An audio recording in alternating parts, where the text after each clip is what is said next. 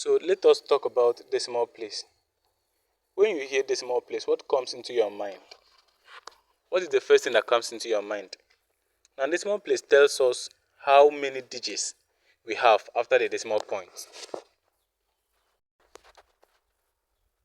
Let me say that again. I said decimal place tells us how many digits we have after a decimal point. You may be asked to find a number in one decimal place, two decimal place, three decimal place, four decimal place, five decimal place, depending on the number that is given to you.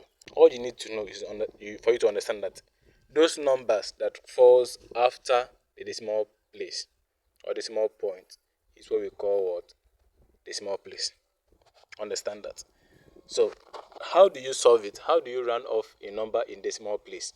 How do you run off a number in decimal place? Let us see it. The first thing you need to do is to do what? Count the required number of digits after the decimal point. After the decimal point, you count the numbers of digits you have. Okay? For example, if you have 2.411. Okay? So the numbers that comes after this point is what you count as your decimal places. Okay? So how do you count it? This is one decimal place. This is two decimal place.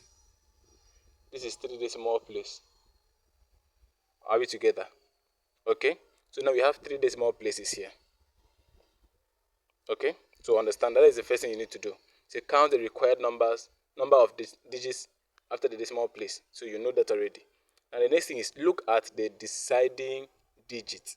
So it depends. If you're asked to count, since you've counted it is three decimal place, and you're asked to find two, round this number to two decimal place, that is DP.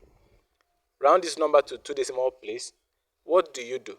My two decimal place is 1, 2. So it is here, right? 4 and 1. That is where my decimal place fall. And the deciding digit is what? Is this one, this other one. One that is here. This one is the deciding digit. So the rule states that after counting the required number of digits after the decimal point, what are you supposed to do next? Look at the deciding digit.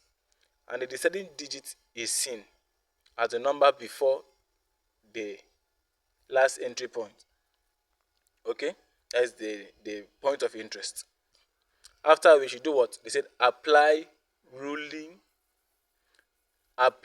rounding off rule. That is the steps we used in the rounding off. You apply it here. Okay? And after we should do what?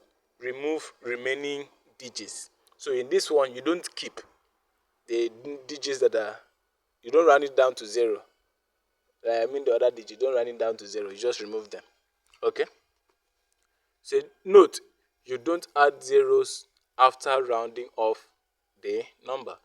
So here, rounding this number now to two decimal place will give me what? 2.41. If I add 0 here, it's not, this is three decimal place. If you count it, 1, 2, 3. Okay, so you don't add 0. You don't add 0. So this is the final answer. This is the final answer. 2.41. That is the final answer. That is if it is two decimal place that you are asked. Let's see more examples. If you are given a number as 37.46 and you ask to round this number to one decimal place. Round this number to one decimal place. What do? You start from the decimal point and count 1. Okay? So my one decimal place falls on 4, right? So the deciding unit or digit is what? 6. So 6 will give out its position to 4. That is 1. 1 plus 4 gives me what? 5. The answer becomes what? 37.5. This is the answer. You don't put 0, please. You don't put 0. You don't put 0. you just leave it. This is one decimal place now. This is one decimal place. This is one decimal place. So you don't put 0. If you put 0, it becomes 2 decimal place. So you leave it like this. Is that hard? I don't think. So let us try solving these questions and submit the following day. If you have any question or confusion, feel free to write them down. Thank you.